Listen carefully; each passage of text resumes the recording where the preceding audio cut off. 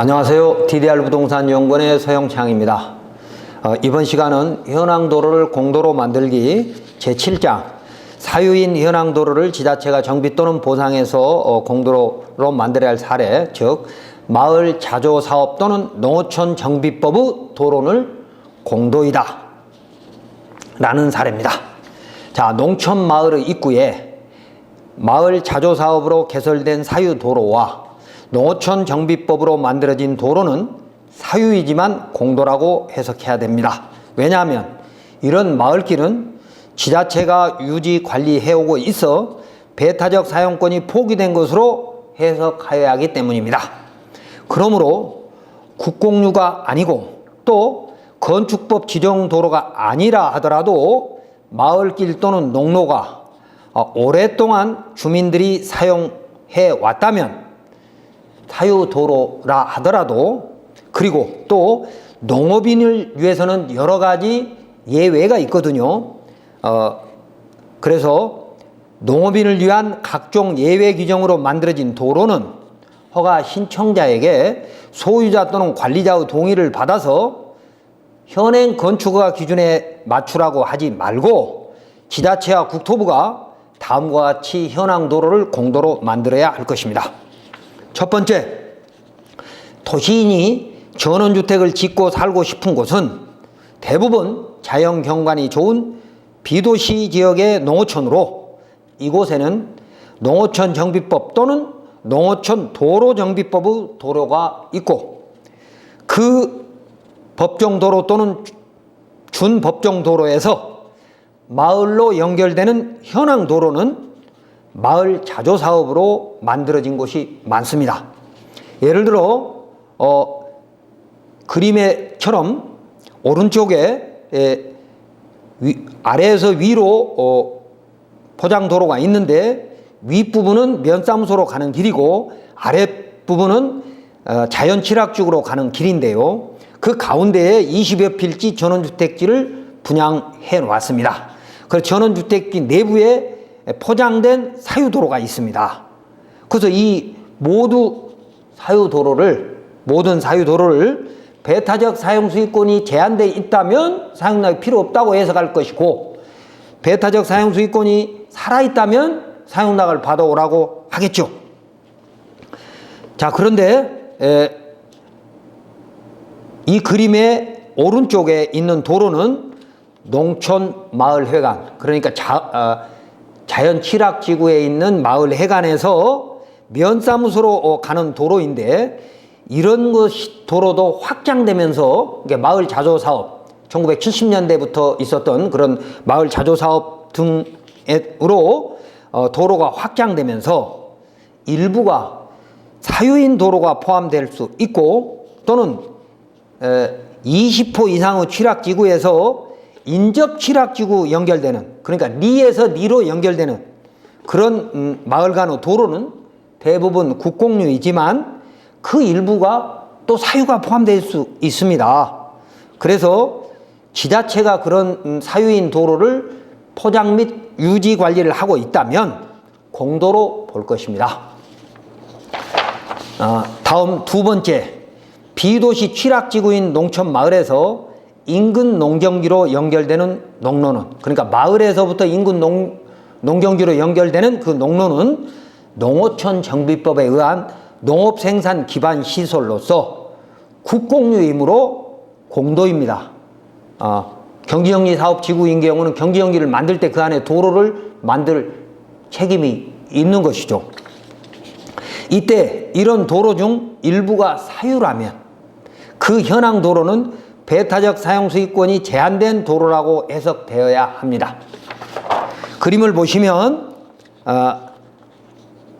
아래쪽은 자연 취락지구로 해서 20여 개의 농촌주택이 있고, 윗부분은 경지정리된 논이 있는데 양쪽에 경지정리 논 중에서 가운데가 농토가 있습니다.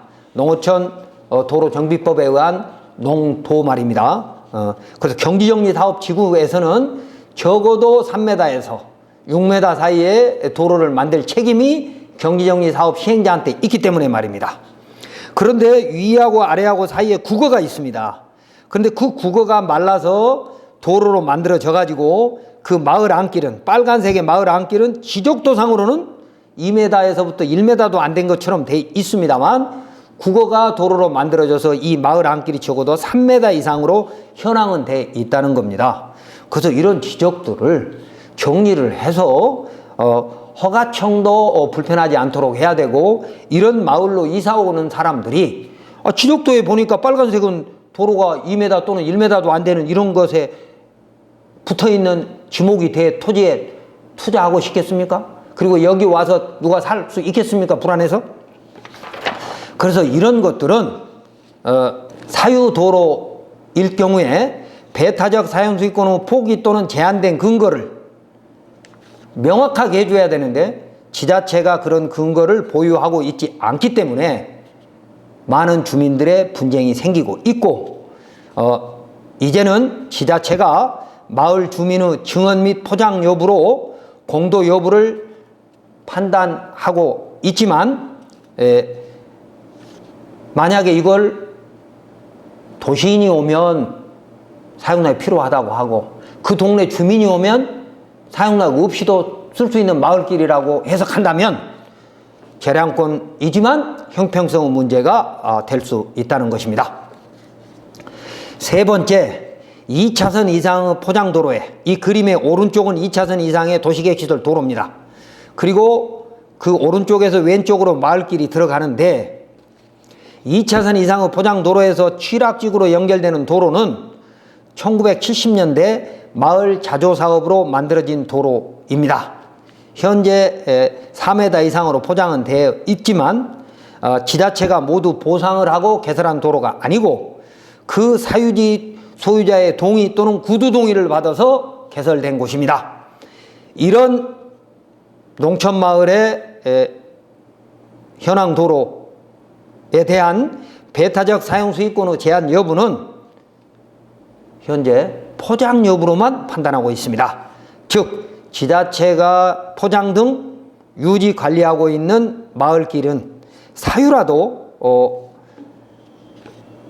포장을 할 때 사용 승낙이 있었을 걸로 보기 때문에 공도라고 보는 것이지만, 그 소유자가 배타적 사용수권을 포기, 즉 사용동의 해준 적이 있느냐라고 한다면 문서가 없어서 마을 주민의 증언만으로 사용승낙이 필요 없는 공도로라고 판단하고 있는 것이죠.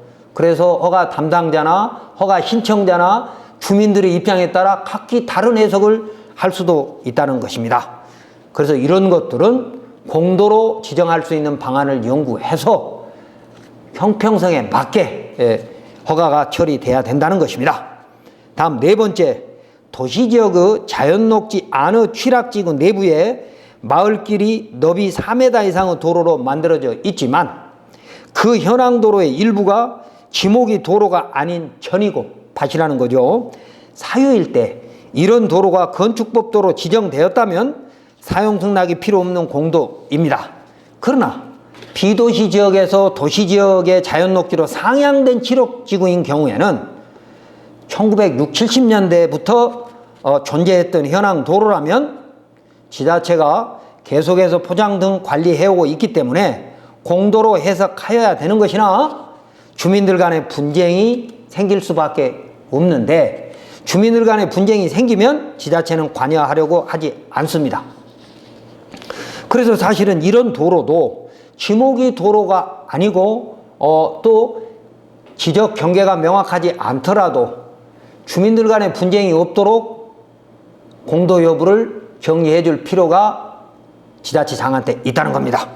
다섯 번째, 비도시 지역의 취락지구인 농촌마을의 경우 건축허가에서 건축법 도로를 확보할 의무가 허가 신청자에게 없고, 허가권자에게도 건축법 도로 지정 의무가 없어 사유도로 배타적 사용수익권의 포기 또는 제한 근거를 찾기 어려운 농촌마을의 도로가 굉장히 많습니다. 자, 그림을 보시면 오른쪽에 2차선 포장도로가 보이죠. 그 왼쪽으로 포장된 도로가 있습니다. 그 포장된 도로 외곽에는 하얀 도로 경계선도 보이죠. 이거 다 지자체가 해준 겁니다. 근데 이건 지목이 임야입니다. 그리고 그 길을 따라서 자연 취락지구인 안으로 들어가는 길입니다. 그러니까 지목이 임야인 현황 도로로서 사유인데도 지자체가 오랫동안 포장 등 관리해온 현황 도로라는 겁니다.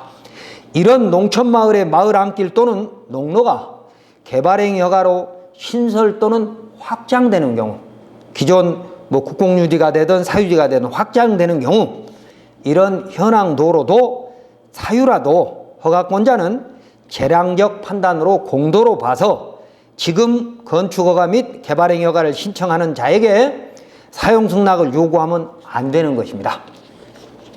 그래서 이렇게 도로 경계선이 하얗게 칠해질 만큼 명확하게 면사무소가 유지관리하고 있는 것은 대부분의 지자체가 공도로 보고 있으나 그렇지 않은 지자체도 있고, 이렇게까지 도로 경계선까지 표시가 안 된 조금 애매한 도로는 지금 허가 신청자에게 사용락을 받아오라고 하는 사실상 억지를 쓰고 있는 것이 대부분 지자체의 잘못이라는 겁니다. 다음 6번째, 1970년대에 내무부령에 의해서 만들어진 농로 등은 사유라 해도 포장이 되어 있으면 공도로 보아야 할 것입니다. 그림을 보시면 2차선 도로에서부터 북쪽으로 포장된 마을길들이 계속해서 가다가 전원주택 단지가 끝나는 무렵에는 비포장 도로가 남아 있습니다. 이건 분쟁이 생겨서 포장을 못하고 있는 것이죠. 그 이유는 이 기존의 건축물의 진입로, 그러니까 저 북쪽 끝에는 건축물이 2개나 있습니다. 이 건축물 진입로의 마을길이 건축법 도로가 아니죠. 왜? 비도시 면적이니까. 지정 의무가 없으니까요. 그런데 포장된 부분은 토지 소유자의 사용락을 받고 포장했다라고 하는 것이 추정해 볼 수 있으므로 면사무소나 시청 건축가에서도 사용락이 필요 없다고 해석할 수 있지만, 비포장인 부분은 토지 소유자가 부당이득 청구 소송을 할 수 있으니까 이 부분은 사용락을 받아오라고 해석하는 것이죠. 포장된 도로가 아닌 부분은. 이번 시간 정리하면 군 또는 면에서 취락지구로 연결되는 마을길은 대부분 농어촌 정비법에 간이 영농사업 등으로 사유지를 공도로 만들었던 것입니다. 그림은 제가 지난번에 설명했던 건데, 위쪽에 2차선 도로에서부터 통과도로 형식으로 자연 취락지구 3군데로 연결됐던 겁니다. 다리 2차선 도로에서 남쪽으로 내려오면서 오른쪽으로 가는 통과도로, 그리고 지금 문제가 되는 농어촌 정비법에 간이 영농 사업으로 만들어진 도로를 지나서 북쪽으로 통과도로와 남쪽으로 통과도로가 있는 이런 현황 도로가 사유이니까 문제가 됐던 것이죠. 그래도 농어촌 정비법의 간이 영농 사업으로 사유지를 공도로 만들었기 때문에 사용락이 필요 없다고 해석하고 있습니다. 이런 것은 행정청이 공도로 개설한 근거가 있고 허가권자의 재량권이 있어 지금 허가를 신청하는 사람한테 문제가 되지 않을 것입니다. 그러나 공도가 될 근거가 명확하지 않은 현황 도로는 외형상으로는 똑같이 보여도 근거가 명확하지 않은 현황 도로는 지금 지자체 및 국토부가 나서서 지적 정리 및 배타적 사용 수익권의 정리, 즉 공도로 지정해서 주민들 간의 분쟁, 특히 외지에서 이 마을로 이사 오려는 도심과의 분쟁이 생기지 않도록 지자체장이 미리 준비해야 할 것입니다. 그리고 국공유지와 사유지가 섞여 마을길로 지자체가 공도로 보고 있지만, 이곳처럼 마을길이 명백한 것은 다행이지만, 그러니까 이 그림을 보시면 왼쪽은 자연 취락지구가 있고 오른쪽은 도시계획시설 도로가 있습니다. 이 도시계획시설에서 자연 취락지구로 연결되는 이 도로는 4m 이상의 도로인 건 맞으나, 그 도로를 지적을 봤더니 도로도 있고 지목이 국어도 있고 또 사유인 밭도 있습니다. 임야도 있고. 그래서 이런 여러 가지 지목과 소유권이 각기 다른 부분을 수십 년 동안 도로로 사용했기 때문에, 마을길로 사용했기 때문에 지자체가 포장 등 유지 관리하면서 공도로 관리를 해왔던 것이죠. 이런 것들은 근거가 있으니까 그나마 다행인데, 근거도 없고 통행량이 적은 곳에 도로는 이런 비슷한 것이라 하더라도 말입니다, 마을로 들어가는 도로가 아닌 그 외떨어져서 또는 뭐 몇 사람이 사용하지 않는 이런 곳들은 분쟁이 생기면, 그러니까 소유자와 이용자의 분쟁이 생기면 공도로 지정한 근거가 없어서 지자체가 관여하지 못하고 있습니다. 결론적으로 자동차 통행이 빈번한 도시지역과 달리 비도시지역, 특히 농촌지역은 건축법의 접도 의무 예외 규정이 있어 그렇게 만들어진 많은 사유인 현황 도로는 그 소유자의 배타적 수익권의 포기 또는 제한 여부를 판단하기 어렵습니다. 그래서 이런 문제는 지자체가 선제적으로 해결해 줘야 한다는 겁니다. 다음 시간에는 자연 발생적으로 만들어진 마을길 또는 농로를 정리해 보겠습니다.